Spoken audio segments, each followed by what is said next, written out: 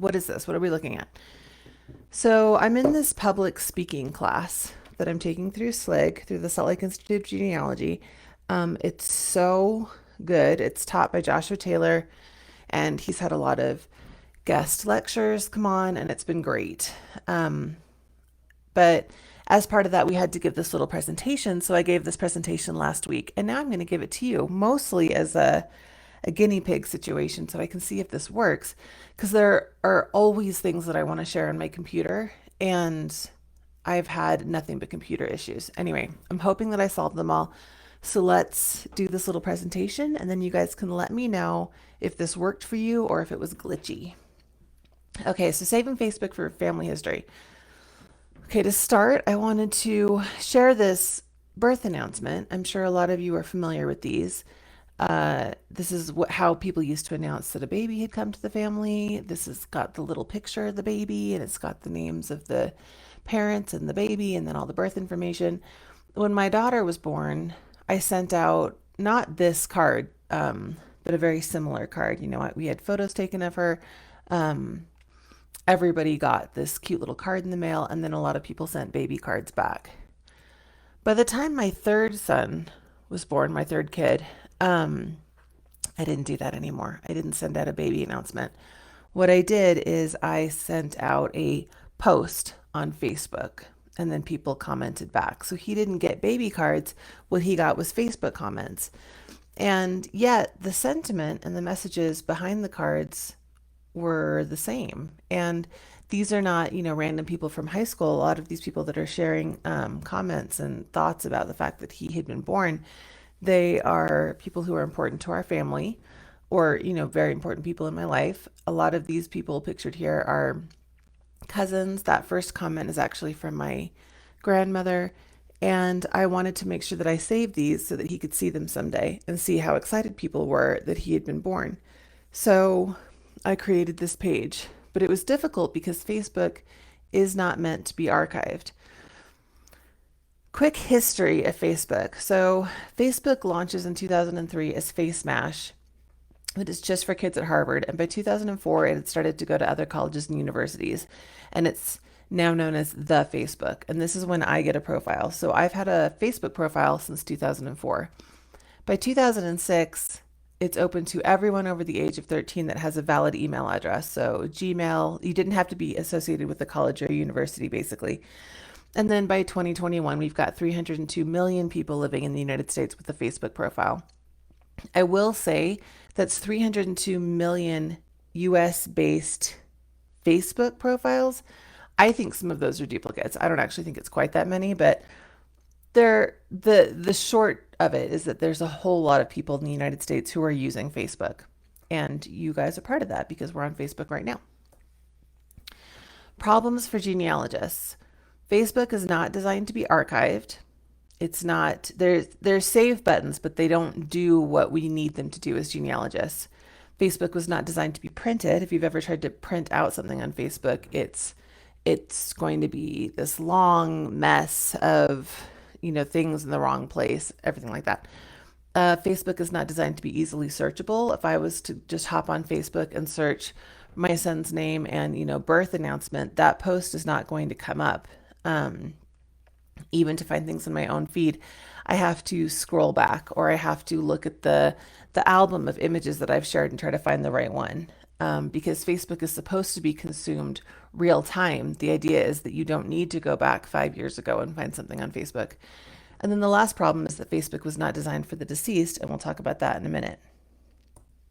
The thing about Facebook is that it's a social media experience. So you need to remember that that's what it's designed for when you're thinking about saving Facebook. You're supposed to be looking at Facebook and getting information real time. You're not supposed to be trying to save it and print it out. This is a screenshot of my profile. This is my private profile. And I was able to share this with you because I took a screenshot of the profile. I opened it up on my computer, took a screenshot, and then it basically turned it into a picture. Now, from here in this slideshow, you can't scroll down. I can't scroll down and show you other posts and things like that. All I can do is tell you that this photo captured what I was looking at in the instant. And for genealogy, this is, sort of helpful. It would be really interesting to see what our ancestors would have put up as their Facebook profile. Which image would they have chosen? Which cover photo would they have chosen? Would they have been posting? So this is not without historical value for the family, but it's not as valuable as the individual posts and comments on Facebook are going to be. Going back to this page with my son, the way that I was able to put this page together is I took a screenshot of the Facebook post that I had originally put up, and I included his name, and I included everything that I included with the picture. So it shows when I posted it, it shows who I tagged, it shows the original caption. This is different than clicking on the photo and choosing save. If you do that, it will only save the image, and it's going to be a reasonably low quality image because Facebook has to compress images in order to be able to save all of the images that they have to share. So that would not have captured the Facebook post. It only would have captured, a slightly blurrier picture. And what I wanted is I wanted all of the comments. I wanted to get a picture of how many people had liked the post, things like that. So I opened it up and, with it open on my phone, being able to see the caption and everything, that's when I took the screenshot. I then scrolled down and I took a screenshot of all of the comments. And for this page, I cut together the most important comments. Well, I actually have in our book, I have pages of comments from him for him, but on this first page, I put, real highlights, comments that I just wanted to always remember. This is another page that I put together. Now, this Facebook post comes from a family group that I have where we were talking about these people in this photo. I didn't know who these people in the photo were. And my aunts and cousins got together and had this conversation. And I wanted to save this not only because it's helpful from a genealogical standpoint, because they're giving me information, but it's also fun to see my family talking to each other. And I wanted to capture those conversations. This is just to show you that you can do official citations when you're talking about Facebook. If you have the book Evidence Explained by Elizabeth Shown Mills, which is the book that I always recommend to people who are trying to figure out how to put citations together for family history, the very last entry, if you flip all the way to the end of the book, it's going to show you how to do a social media citation. But this is basically what it looks like. I've got this Facebook post, and then if you look at the citation, you can see exactly what the source of this information is, and from this source, somebody should be able to find the post again, assuming, of course, I have not made it private. So screenshots take care of the first three problems. Facebook wasn't designed to be archived, but we can save it through screenshots. Facebook wasn't designed to be printed, but again, if we take screenshots, then we turn it into an image, and images are designed to be printed, and they stay, they basically stay together. When you print out an image, it's not going to rearrange itself. And Facebook is not designed to be easily searchable, but if we get into the habit of taking screenshots, then we won't have to go back and find these family moments and conversations that we wanted to save. Now, the last problem, the fact that Facebook is not designed for the deceased, is something that trips us up because if somebody's been creating a lot of content and posts and then they pass away, there's a question about, okay, well, what happens to the content on their Facebook profile, and can we continue to access it if it's important from a genealogical standpoint? Also, if we are the ones that are going to pass away, what do we have in our Facebook profile that would be important for somebody else to save and share and pass on?